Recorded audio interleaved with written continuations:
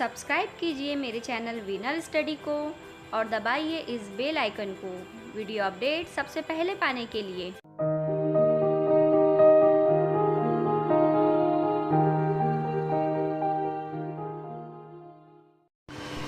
Hello friend, स्वागत है आपका विनर स्टडी में। आज हम चालुक्य वंश के बारे में पढ़ेंगे। इसके पहले हमने राष्ट्रकूट वंश के बारे में पढ़ा था। राष्ट्रकूट वंश की स्थापना चालुक्य वंश के ऊपर ही हुई थी। दंती दुर्ग ने चालुक्य वंश को खत्म करके राष्ट्रकूट वंश की स्थापना महाराष्ट्र में की थी। तो आइए देखते हैं चालुक्य वंश के बारे में। चालुक्य वंश की जो थी 3 ब्रांचेस थी, 3 शाखाएं थी। तो वो कौन कौन सी? तो चालुक्य वंश कल्याणी, चालुक्य वंश वातापी और चालुक्य वंश बेंगी। इनके अलग अलग संस्थापक माने जाते हैं, तो वो मैं आपको बता देती हूँ। तो चालुक्य वंश कल्याणी के संस्थापक थे तैलभ द्वितीय, चालुक्य वंश वातापी के थे जयसिंह और चालुक्य वंश बेंगी के थे विष्णुवर्धन। ठीक है, इनके संस्थापक ही इंपॉर्टेंट है। बाकी मेन जो है चालुक्य वंश में वो है वातापी। वातापी की राजधानी थी बादामी और इसीलिए इसे बादामी वंश भी कहते हैं। तो चालुक्य वंश वातापी की जो स्थापना थी वो पुलकेशन प्रथम ने की थी, लेकिन वातापी में इसके पहले भी राजा हो चुके थे, तो वो थे मेन जयसिंह।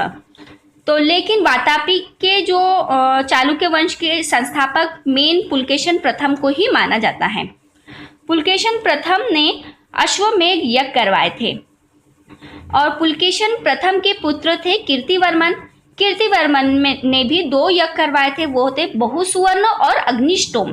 ये यज्ञ क्या होते हैं, यज्ञ के मतलब क्या होते हैं, अलग अलग यज्ञ के, इसके बारे में हमने जो वैदिक सभ्यता पढ़ाया है उसमें अच्छे से बताया है। तो आप वो वीडियो देख लीजिए तो आपको समझ में आ जाएगा यज्ञ क्या होते हैं। उसके अलावा हमने उसमें विवाहों के भी प्रकार के बारे में बताया, तो वो आप देख लीजिए। तो कीर्तिवर्मन ने 2 यज्ञ करवाए थे, बहुसुवर्ण और अग्निष्टोम। पुलकेशन प्रथम ने अश्वमेध यज्ञ करवाया था। कीर्तिवर्मन के बाद आए थे पुलकेशन द्वितीय। तो इसमें सबसे इंपॉर्टेंट है पुलकेशन द्वितीय।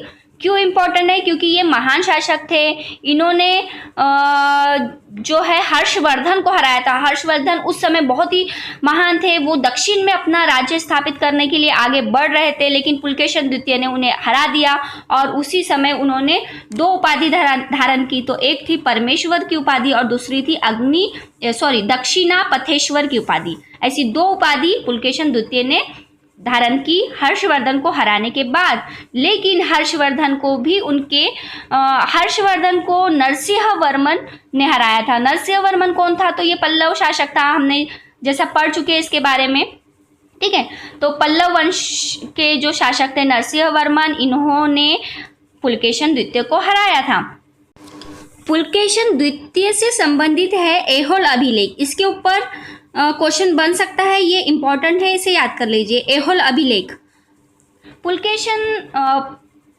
पुलकेशन द्वितीय के बाद आए विक्रमादित्य प्रथम। विक्रमादित्य प्रथम ने अपना बदला लेने के लिए, अपने पिताजी का बदला लेने के लिए फिर से उन पे आक्रमण किया और उन्होंने जीत हासिल की और वहां पे फिर से उन्होंने अपना राज्य स्थापित किया।